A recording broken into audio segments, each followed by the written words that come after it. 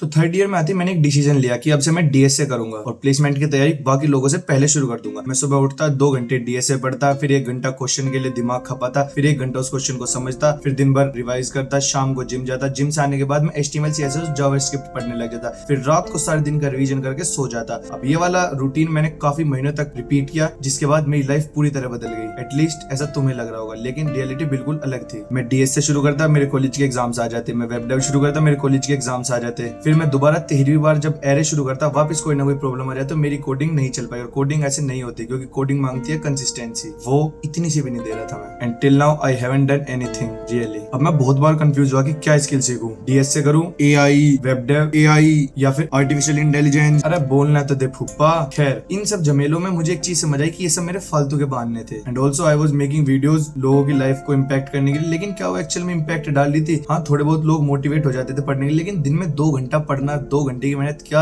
आगे फ्यूचर में वो सिक्योर फ्यूचर हमें प्रोवाइड करवा पाएगी? नहीं। So I decided to change all of this. और चेंज करने से पहले मुझे अपनी प्रॉब्लम को समझना था, जो पहला स्टेप था। और मैंने समझी 2 बड़ी दिक्कतें। पहली, मैं डीएसए और वेब डेव बीच में अपने एग्जाम्स या कॉलेज की वजह से छोड़ देता था, वो मेरे प्रो लेवल के बहाने थे और इसकी वजह से मैं कंसिस्टेंसी लैक कर रहा था, जो कोडिंग में बहुत ज्यादा जरूरत है। एटलीस्ट डीएसए या वेब डेव में तो बहुत ही ज्यादा जरूरत है। और दूसरी अप्रोच वो थी, मैं वीडियोस देखता था और वीडियोस को देखने के बाद उनके ट्यूटोरियल्स अप्लाई करने लगता था। मैं अपने आप से कुछ नहीं सीख रहा था, बस जो वीडियो में दिखाया वो कॉपी पेस्ट करा था और मैं ट्यूटोरियल हेल में फंस चुका था। इसकी वजह से 2 मेन प्रॉब्लम्स और अराइज हुई। मुझे रियलाइज हुआ कि सिर्फ वीडियो देख के डीएसए नहीं आने का, या फिर सिर्फ वीडियो देख के मुझे वेब डेवलपमेंट नहीं आएगी। I need to practice more. और इस प्रैक्टिस की वजह से एक और प्रॉब्लम आई। प्रॉब्लम्स का ऐसे करके एक चेन बनती आ गई। वो प्रॉब्लम थी परफेक्शनिज्म। मैं एरे शुरू करता जब तीसरी चौथी बार, तो मैं एरे के इजी लेवल के क्वेश्चंस पे अटका रहता। 13-14 क्वेश्चंस वही करने लगता। जब वो होने लगते तो मैं अपने आप को फील गुड वाली वाइब करवाता कि हाँ भाई मुझसे होगा। एक्चुअल में मैं ऐसे बाकी डाटा स्ट्रक्चर्स को इस तरह से इग्नोर करता जैसे मेरे कॉलेज की अटेंडेंस हो। सेम चीज विद वेब डेवलपमेंट में HTML CSS और जावास्क्रिप्ट के वन शॉट देखने बाद डायरेक्ट कॉपी पेस्ट अपना प्रोजेक्ट बनाता, उसे लिंक्डइन पे डालता और फील करता भाई साहब आ गई मेरे से, अब तो गूगल आएगा और मेरे पैर में 80 लाख का चेक देके चला जाएगा।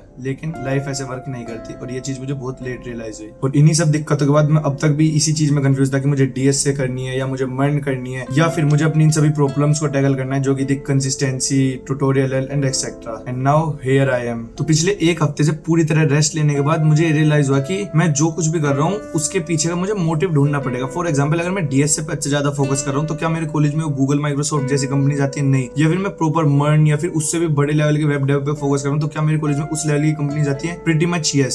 सो I need to focus 80% of the time web development and remaining 20% of the time मुझे डीएसए पे फोकस करना होगा। लेकिन ये ना बहुत आइडियल सिचुएशन है। इसका एक जो बेसिक लेवल है वो ये हो सकता है कि मैं डीएसए इतना कर लूं, जो फिल्टर वाला राउंड होता है उसमें मैं चीटिंग करने के बाद जो डीएसए राउंड क्लियर करूं, तो जब इंटरव्यूअर मुझसे वो क्वेश्चन दोबारा पूछे तो मैं उसे बता पाऊं। वहीं वेब डेव में इतने अच्छे लेवल पे कर लूं कि मैं उससे जो प्रोजेक्ट्स मेरे दिमाग में, जो मेरे फ्यूचर से रिलेटेड प्रोजेक्ट्स है, वो मैं सब सीख पाऊं और बना पाऊं अपने दम पे। डोम मैनिपुलेशन के टॉपिक्स मुझे अच्छे से समझ आते हैं और एक्सेट्रा। यार लाइफ में हद से ज्यादा कंफ्यूजन चल रही है। मेरा कोई दोस्त कुछ कर रहा है, कोई कुछ कर रहा है, कोई डीएसए कब का करके बैठ गया, कोई वेब डेवलपमेंट में तगड़े प्रोजेक्ट बना चुका और मैं अटका हुआ हूँ। मुझे सच बताऊं तो आज भी क्लियर नहीं है कि मुझे डीएसए पे ज्यादा फोकस करना है, वेब डेवलपमेंट पे। और ये सब एक्चुअली बहाने हैं जो मुझे काम करने से रोक रहे हैं। इन सब की वजह से मैं एक एक्सक्यूज दे रहा हूँ खुद को, तुम लोगों को, मेहनत ना करने का। ये रियलिटी है और जितना मैं खुद से रियलिटी वाली बातें करता हूँ उतना ही वीडियोस पे व्यूज आते हैं, तो ये भी एक ट्रिक है। खैर, दूसरी बात ये है कि अभी छुट्टियां खत्म हो चुकी हैं। 2 तारीख को मेरा मैथ 4 का बैक का एग्जाम है, मुझे उसकी प्रिपरेशन करनी है। साथ साथ मैं डीएसए का रिवीजन और HTML CSS और जावास्क्रिप्ट जितनी पढ़ी थी उसका भी रिवीजन करने की कोशिश करूंगा। पर मेरी प्रायोरिटी होगी 2 तारीख के बैक वाले मैथ का एग्जाम। तो इसलिए तुम वीडियोस की फ्रीक्वेंसी बहुत कम एक्सपेक्ट कर सकते हो, लेकिन वीडियोस जो होंगी उनकी क्वालिटी बहुत नेक्स्ट लेवल पे बनाने की कोशिश करूंगा। एंड आई वाज वंडरिंग कि मुझे रो व्लॉग्स बनाने चाहिए या फिर इस तरह की स्टोरी टेलिंग जो मैंने स्टार्टिंग की वीडियो के 3 मिनट में करी थी वो ही कंटिन्यू करनी चाहिए पूरी ऑल अलोंग द वीडियो। अगर ये वीडियो देख के कुछ समझ आया हो तो इस वीडियो को लाइक करना। ऐसी और वीडियोस या इससे बेटर वीडियोस देखने के लिए चैनल को सब्सक्राइब करना। Thanks for watching. Raw vlogs या सिनेमैटिक वीडियोस उसके लिए कमेंट कर देना प्लीज, जिससे मुझे आइडिया हो जाए मुझे आगे कैसा कंटेंट बनाना है।